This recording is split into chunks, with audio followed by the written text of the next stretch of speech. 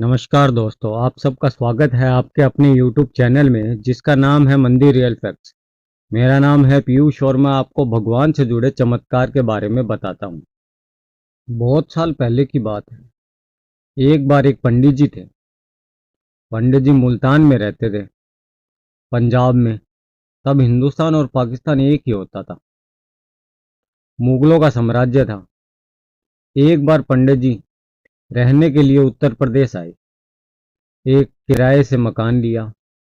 इस मकान के ऊपर वाले हिस्से में एक मुस्लिम रहते थे। जो मुस्लिम थे वह राज दरबार में दरबारी थे और पंडित जी नीचे रहते थे। पंडित जी ठाकुर जी के अनन्य भक्त थे। सुबह सुबह उठते थे, नित्य गीत गोविंद करते थे। जिस समय गीत गोविंद करते थे उसी समय उस मुस्लिम का राज दरबार अपनी नौकरी पर जाना होता था। और जैसे ही गीत गोविंद गाते थे वह सीढ़ियों में रुक जाते थे और उसे सुनने लग जाते थे।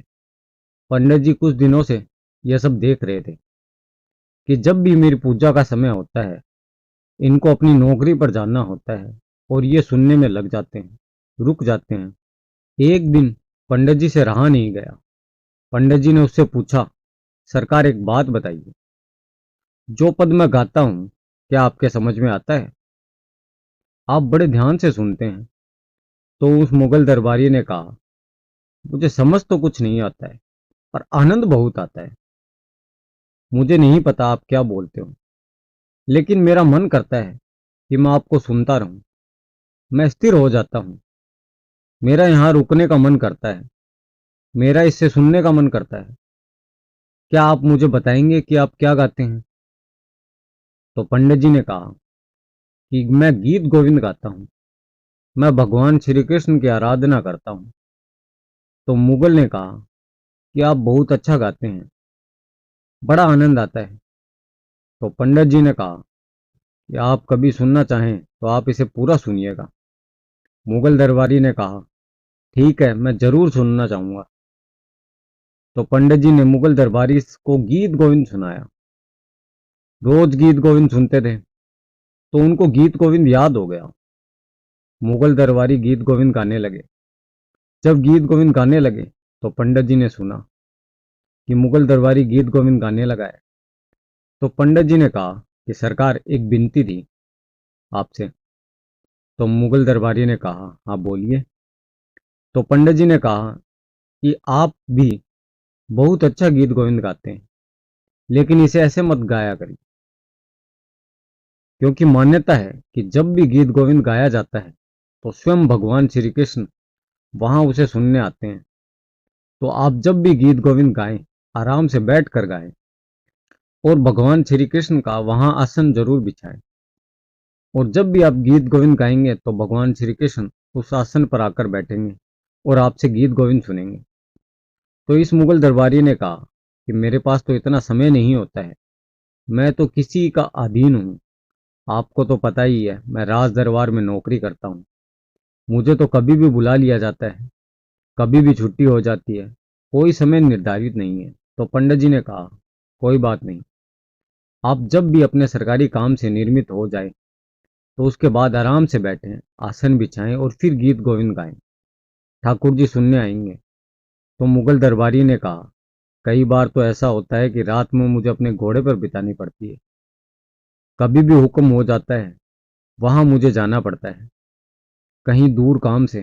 तो पंडित जी ने कहा कि कोई बात नहीं, आप एक छोटा सा आसन ले लें और जब भी आप घोड़े पर बैठते हैं तो घोड़े के जिन के आगे आसन बिछा दें, फिर गीत गोविंद गाएं। तो कृष्ण जी, ठाकुर जी जरूर सुनने आएंगे। मुगल दरबारी ने कहा कि मैं जरूर आसन लूंगा। जब भी वह मुगल दरबारी गीत गोविंद गाते तो पहले भगवान श्री कृष्ण का आसन बिछाते, फिर गीत गोविंद गाते और भूल जाते वह कहाँ है, किस स्थिति में है, और भगवान के ध्यान में डूब जाते, प्रेम में डूब जाते। एक दिन हुआ यूं कि वह राज दरबार गए हुए थे। अचानक से उनके अधिकारी ने कहा, आपको अभी इसी वक्त जाना होगा, एक संदेश पहुंचाना है। पूरी रात की यात्रा थी। आसन उस दिन साथ नहीं था, घर पर था। घोड़े पर बैठ गए और चल पड़े। क्योंकि अधिकारी का आदेश था।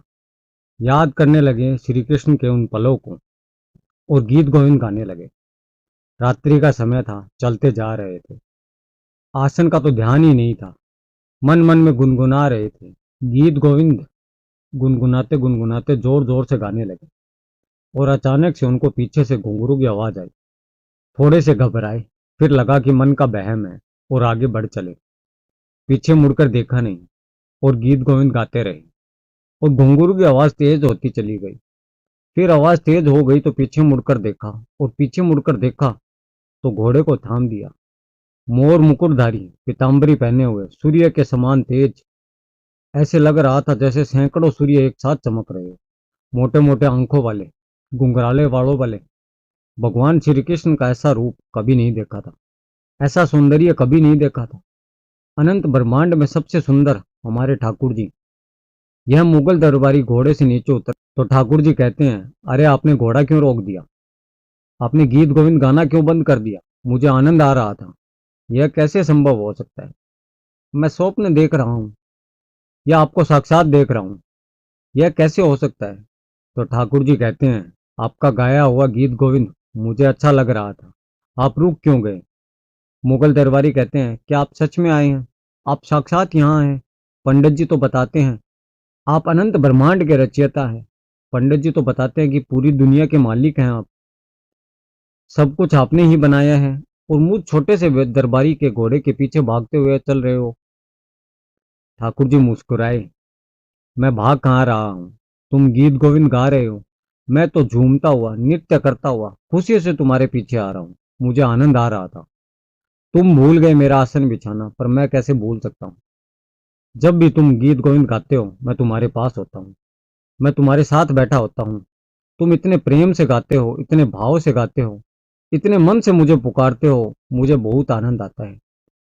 तुम पर प्रेम आता है, तुम्हारा प्रेम भाव मुझे खींच लाता है। जब कोई भक्त कोई प्रेम से मुझे पुकारता है, दिल से मुझे याद करता है, तो मैं सब कुछ छोड़कर दौड़ा चला आता हूँ। मैं तुमसे अत्यंत प्रेम करता हूँ, मैं हमेशा तुम्हारा गीत गोविंद सुनना चाहता हूँ। यह सुनकर मुगल दरबारी भगवान के चरणों में गिर गए और ठाकुर जी के चरणों से लिपट गए। ठाकुर जी को कोटि कोटि धन्यवाद किया और भगवान अंतर ध्यान हो गए। तो दरबारी ने सोचा, आज मैं किसी की नौकरी कर रहा था, उस नौकरी में मैं ये भूल गया कि मुझे ठाकुर जी के लिए आसन बिछाना था। मैं भूल गया हूं कि ठाकुर जी आते हैं, इतना प्रेम करते हैं ठाकुर जी मेरे से। मैंने कभी सोचा नहीं था, पंडित जी ने कहा था कि जब भी मैं गीत गोविंद गाऊं तो आसन बिछा दिया करूं, तो ठाकुर जी जरूर सुनने आएंगे। मैं क्यों? क्योंकि मैं किसी के अधीन था। इस अधीनता की वजह से मैं ईश्वर से दूर हो गया। मैं अकेला चल रहा था। मेरे ठाकुर जी ने बताया, मेरे ठाकुर जी, मेरे कन्हैया मेरे पीछे दौड़े चले आ। जब भी मैं गाता हूँ मुझे सुनने आते हैं, इतने प्रेमी ठाकुर। ऐसी अधीनता किस काम जो मुझे अपने ठाकुर से दूर कर दे। अगले ही दिन मुगल अधिकारी दरबार में जाता है और अपनी नौकरी से त्याग पत्र दे देता है। आज पूरा विश्व मुगल दरबारी को मीर माधव के नाम से जानता है। आज की कहानी में इतना ही। कहानी आपको पसंद आए तो लाइक, कमेंट और सब्सक्राइब जरूर करें। धन्यवाद।